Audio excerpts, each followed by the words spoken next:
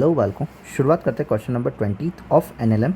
The football mass 0.5 kg, ठीक है, एक फुटबॉल है जिसका मास 0.5 kg है and coming towards the player, मतलब कि इस साइड से प्लेयर के पास में आ रही है, जो कि कितने की स्पीड से आ रही है, 10 मीटर पर सेकेंड की स्पीड से। Player hit street back the football with the velocity, मतलब कि इसको इस साइड में फेंका है कितने से, 15 मीटर पर सेकेंड की स्पीड से। The contact time is 0.02 second के लिए लगा है।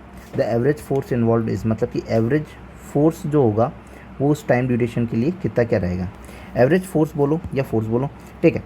अब यहाँ पे फोर्स के लिए हमें लगता है अगर तुम वैसे करना चाहोगे तो भी, और चेंज इन मोमेंटम के हिसाब से करना चाहोगे तो भी, इसमें कोई दो राय की बात है नहीं कि अगर तुम मोमेंटम से करोगे तो क्वेश्चन गलत हो जाएगा, भी सही होगा। सो ये नहीं मान लेते फुटबॉल है। फुटबॉल के डायरेक्शन में एक्चुअली में क्या रहता है कि सबसे पहले इस साइड आ रही होती है, जैसे ही फुटबॉलर जो होता है उसको किक करता है उसकी डायरेक्शन क्या हो जाती है, चेंज। तो अपन को पता है कि वेलोसिटी चेंज कब होती है, वेलोसिटी डायरेक्शन के चेंज करने पे भी चेंज हो जाएगी क्योंकि वेक्टर क्वांटिटी है।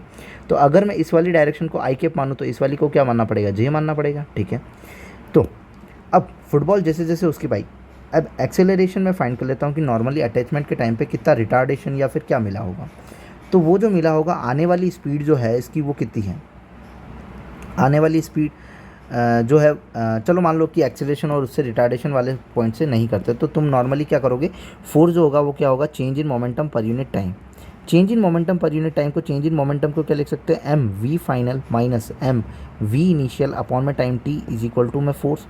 फोर्स इज इक्वल टू में क्या लिखोगे, एम लिखोगे, और वी फाइनल माइनस में वी इनिशियल अपॉन में टाइम टी लिखोगे, ठीक है। तो F is equal to M V final, velocity final जो हुई वो कहाँ हुई, -15, उल्टी डायरेक्शन दी उसको। अगर इधर जाने वाली डायरेक्शन को तुम प्लस मानोगे तो इधर वाली को माइनस मान लो, या तो आई कैप जे कैप लगा दो या तो प्लस माइनस लगा लो। माइनस आने वाली कितनी थी, 10 थी, और टाइम जो लग गया अटैचमेंट का वो कितना था, 0.02 था। इसको यहाँ सॉल्व कर लेते हैं। मास जो है वो 0.5 ही है, माइनस का 15 माइनस का 10 कितना हो जाएगा, माइनस माइनस प्लस, साइन आ जाएगा माइनस का, और ये आ जाएगा अपना 25, तो माइनस का साइन लगा देते हैं, ये आ जाएगा 25 अपॉन में 0.02। तो ये पॉइंट हटे, 2 0 लगा, ये पॉइंट हटा, 1 0, 1 से 1 कैंसिल आउट हो जाएगा। 25 2 जा 25 5 125 और 0 बाय 2 2 6 12 2 2 4 2 5 10, तो 625। तो कितना फोर्स लगा, 625 न्यूटन का अटैचमेंट के टाइम पे फोर्स लगा होगा।